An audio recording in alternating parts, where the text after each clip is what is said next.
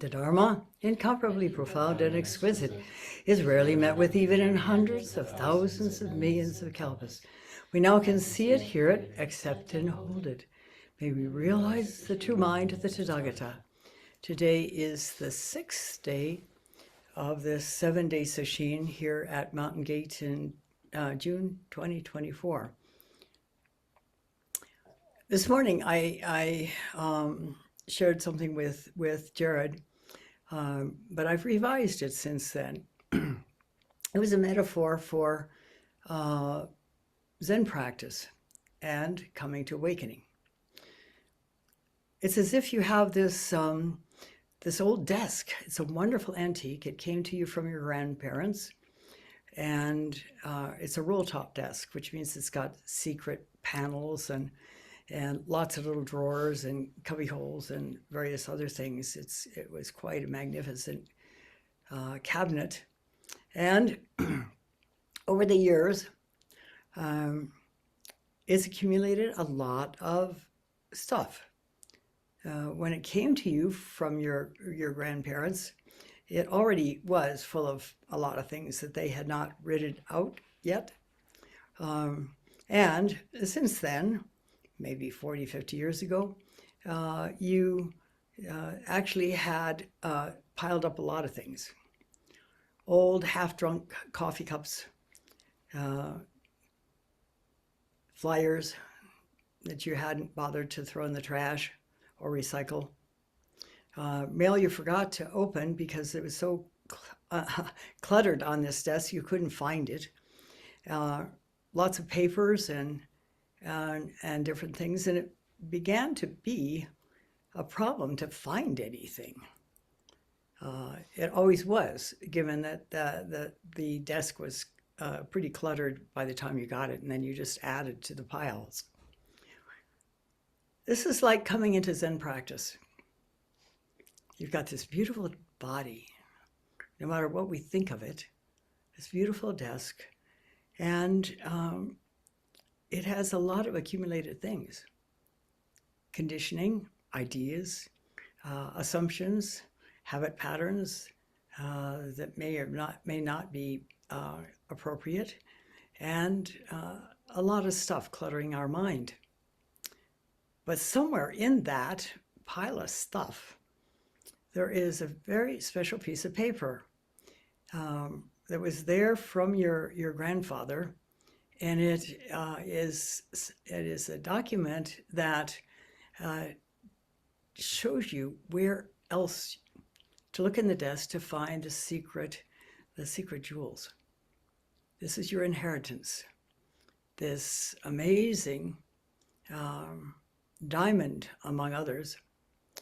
And because of the clutter, you can't find the darn thing. So you gradually start working on decluttering. First, the coffee cups are easy because they're a little bit more obvious. So you take them out and dump out the contents and wash out the cups, ready for another round of coffee. And then you gradually sift through things, getting the most gross things out of the way, the old flyers, the advertisements and that kind of thing. You discover some old Christmas cards you'd forgotten about. Oh my. And you take a look at them. It's kind of late to respond, but at least you've watched them, you've seen them, and so you can recycle them. And then there are other papers, some of them important, some of them not really. Old bills that you already paid, or some of them even were auto pay, and you gradually begin to winnow the pile. This is the nature of Zen practice. Where is this innate perfection that I've been told that I have, that I'm told that I am? All I can find is stuff, places where I'm caught, and I don't seem to be able to let go of those caught places. I get angry, sometimes seemingly for no reason. I get pulled away by grief and sadness. I'm not sure why. And fear and anxiety ride in the background. So each of those things that you're pulling off the desk is one of those, and it is a discovery, like those old Christmas cards you'd forgotten about, that you hadn't realized you were behaving like that. You hadn't realized that this other thing had really been running your life, and it didn't make sense to you, but you were caught in it. And gradually you come down deeper and deeper and deeper within your own mind, letting go those things. And eventually, as the desk becomes decluttered, you find the secret door. And you also have to wait until the instructions are found before you can actually open it. And eventually that happens too. That's a kind of an insight. It's a kensho of sorts. And so you open the secret drawer and, oh darn, it's empty. What happened to those diamonds? And you keep hunting, and you realize that it was so obvious that something valuable would be in that hidden drawer that nobody might even put something in there that was valuable. And you keep going deeper and deeper and deeper. And then you get a glimpse of something shiny, sparkling. And that's a deeper level of awakening. And then you finally find that jewel.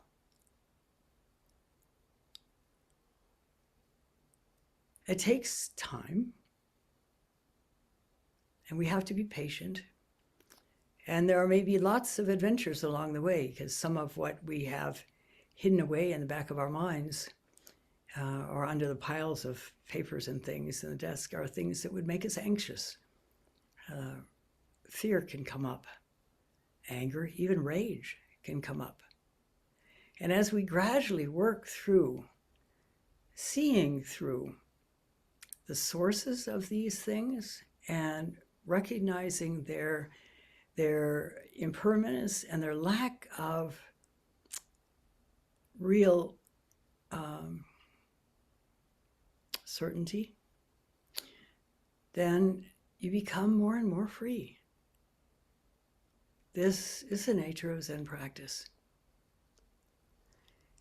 It's not so easy because you're decluttering your mind. But it can be done, and it's been done by centuries of people who were determined to do it. And as you get more deeply into that work and begin to see the results in your life, a little bit more freedom and ease instead of anxiety when you encounter something that would have made you anxious before. And so on, and it grows in clarity and in wisdom and in compassion. And so you begin to really relish this process. If I hadn't seen this, which was pulling my strings pretty badly until now, what am I missing still? What can I become freed of next? And alongside that comes a wish to free yourself so that other people can also be freed.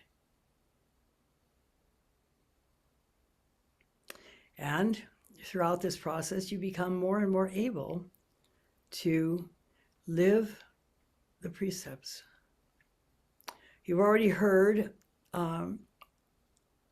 a teisho on the first precept, not to kill, but to cherish all life. The important aspect of these precepts as we recite them here is this first statement at the head of each precept. From the most clear profound and subtle mind.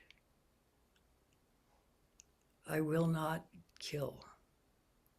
From the most clear, profound, and subtle mind. I will not lie.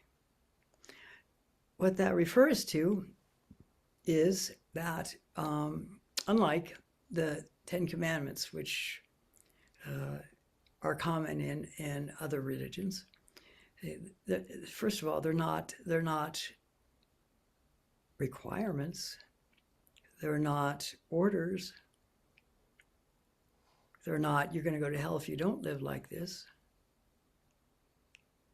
Because the instigation to not kill, not lie, and so on and so forth, all the rest of those precepts, must come from within yourself. So you're motivated out of a sense of innate compassion, which may not even be conscious, to live in a more enlightened way, which naturally means living the precepts without any need to be ordered to do it. When we say, not to kill, but to cherish our life, that leaves out that part of from the most clear, profound, and subtle mind, which is important to include in this. Because as we go more deeply into our practice, as we begin to declutter that desk or the contents of our mind where we are caught, we become more aware of a greater clarity than when we're actually caught in our stuff earlier on. That greater clarity and profound and subtle mind, which is deep and not superficial at all. It is from that clarity that we can really understand the precepts and are deeply motivated to live them. Of course, we can be motivated not to be greedy, not to tell lies, and so on and so forth. Even as children, I remember at age 6, I felt like I was greedy, and I didn't want to continue being like that. And then I kept trying to work on it in various different ways. And I remember at age 9, I was in despair, sitting at my little desk in Cleveland Heights, Ohio. I tried all those years and had not succeeded. I was still greedy. It wasn't until I discovered Zen practice that I discovered a way to really effectively work on these things. And we can thank the extended out-breath, that most powerful tool for being an effective tool in doing so. So now we're on the second precept, not to lie. And I could also give you a little bit more history, because the Vinaya precepts, as I said in an earlier Teisho, are not the Bodhisattva precepts. Those are the rules for monks and nuns about appropriate behavior. Well, the Bodhisattva precepts are also about appropriate behavior, but they're not rules. The Vinaya precepts, as you heard, were all developed in the time of the Buddha, when there was some kind of an incident where somebody did something that needed to be corrected, and nobody in the Sangha wanted it to be repeated. So they set up a rule not to do it. So theoretically, it wouldn't be repeated. And every 2 weeks in those days, and even in some parts of the country, it is the same, because those are the days of the full moon and the new moon. There are times for a, a good take, a real good look on our behavior. Have we actually kept those precepts? It seems to have fallen out of favor in modern America, though I don't know absolutely for sure, but it certainly is not done by a lot of places that I'm familiar with. It's helpful, but it requires a sangha that is developed and mature for it to be really effective. In the old days in Rochester, we did do pretty frequent confession and repentance ceremonies. And back then, people were still pretty fresh-faced in their practice. And so it's a public thing. You pass around an incense pot, and if you got something to say, and of course, the communal pressure is for some people to say things, and so they pull out something, something like, I watched a bird fly into a glass window, break its neck, and die. I was so sorry I hadn't opened that window so the bird wouldn't have done that. There are much deeper things we're caught in that do cause pain and suffering. And as people began to really get deep in their practice and willing to confess openly and publicly, I mean publicly in the sense that you're in the room with other Sangha members who are also confessing to things that they want to be working on and want to become free of. Then they became much more deep, and the power of these ceremonies began to be realized. But it has to be a mature Sangha for that to happen. Or at least there have to be a significant number of mature practitioners for that to be really effective.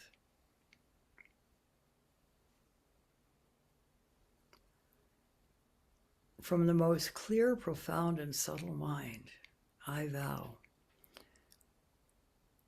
Again, the deeper we go, the more clear what that precept really means and how to live it fully and whether we are living it fully. As an example, speaking of the first vow, not to kill, of course, from a relatively superficial level of mind, we're not going to go out and stick a knife in somebody's back. We're not going to go out and hurt somebody. I just read recently of two kids, a 4-year-old and a 7-year-old, that discovered loaded guns and ended up shooting themselves, wounding themselves. They didn't kill themselves, but there are other cases where they did kill other kids or themselves. And one of the cases, it talks about the 4-year-old was playing hide and seek, and she'd hidden under a bed, and that's where she found the gun. So she picked it up, it was loaded, and somehow it went off and injured her in the arm. That is, in a way, killing by proxy. It's not that the child did not die,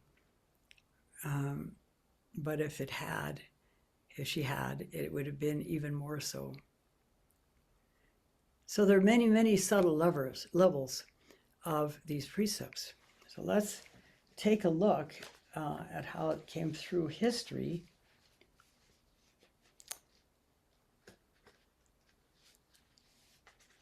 they're actually mentioned in various sutras. And there's one, oops, need to get to this other set of pages.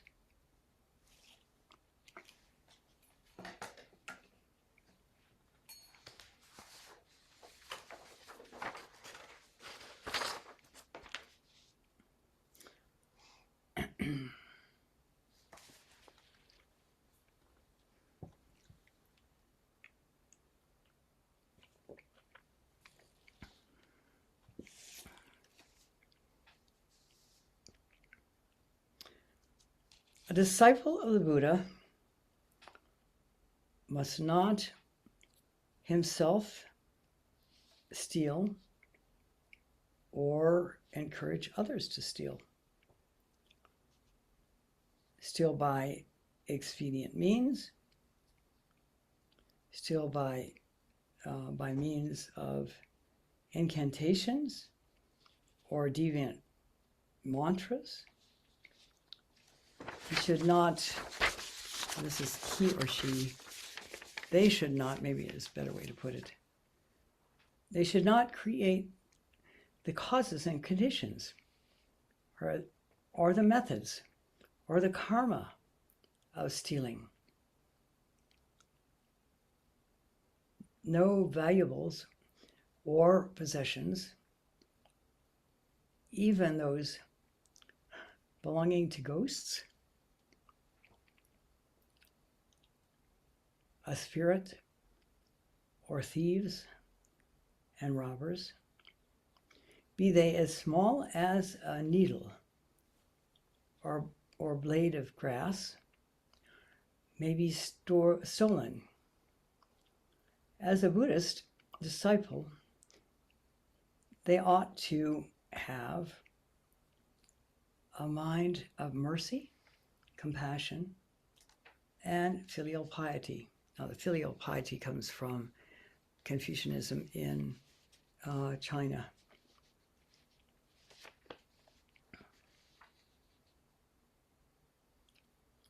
Always helping people earn merit.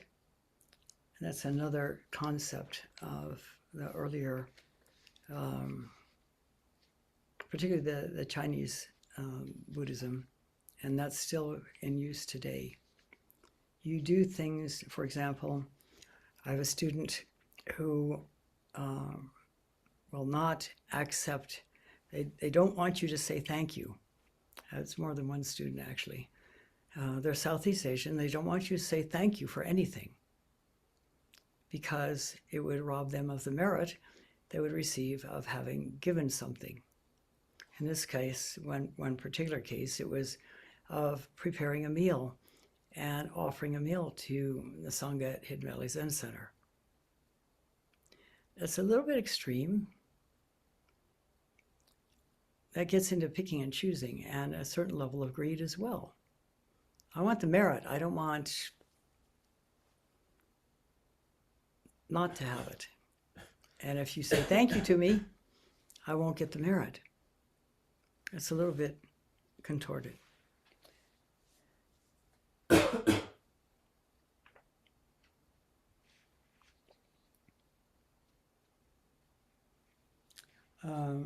Always helping people earn merit, achieve happiness. If instead they steal the possessions of others,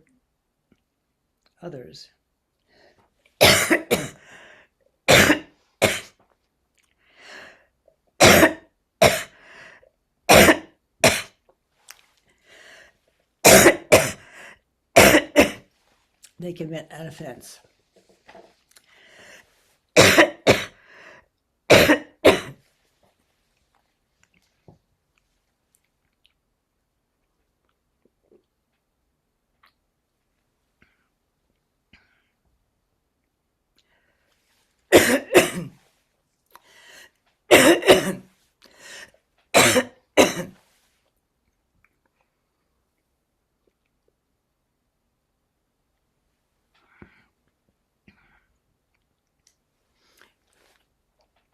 as we grow more deeply into our practice, our behavior naturally moves closer to being representative of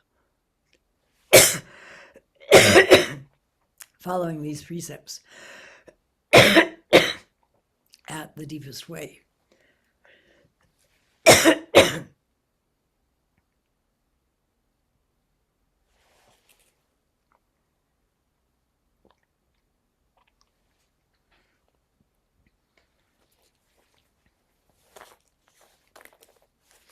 The Vinaya precepts were prominent for a very long time.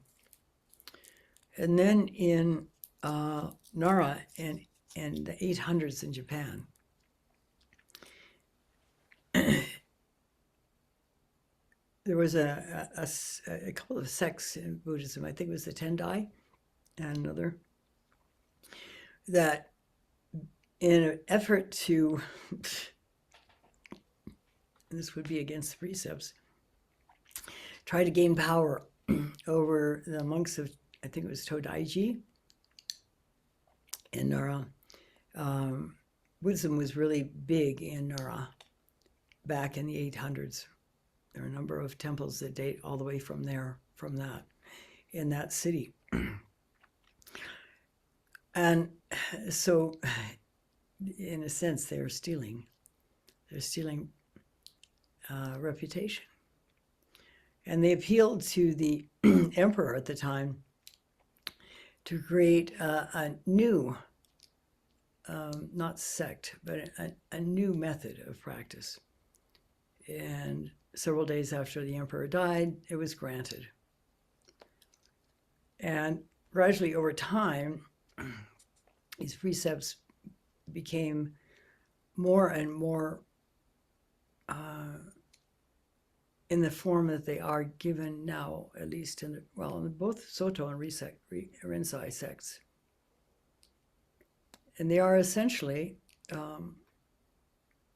what I had read to you early on, from the most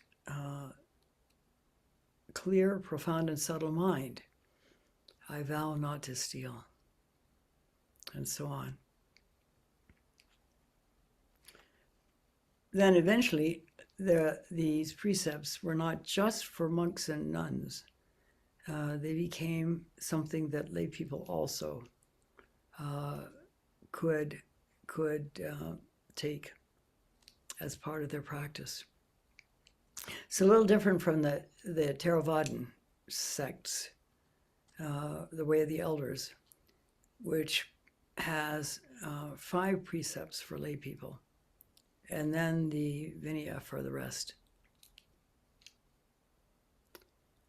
It seems that all over the world, in all manner of spiritual practices, there is an instigation to live a life of compassion, awareness, and generosity. It's a natural human trait to want to be positive, to want to help. And so various different religions have come up with their versions. For example, the 10 Commandments. And in Buddhism, what has come up is the Vinaya, not the Vinaya precepts, the Bodhisattva precepts. So tomorrow we will continue to the 3rd precept. And then in the July session, hopefully we'll go for the last 7 of, these are the 10 cardinal precepts. And this is what we are working on, sort of as a precursor to deepening Zen, the long maturation, awakening, and the precepts. Actually, I think we don't have the long maturation in there, but with 2 other books that do have it, I don't think we need it. Hopefully it's emphasized enough. And I thank you for listening. We'll stop now and recite the four vows.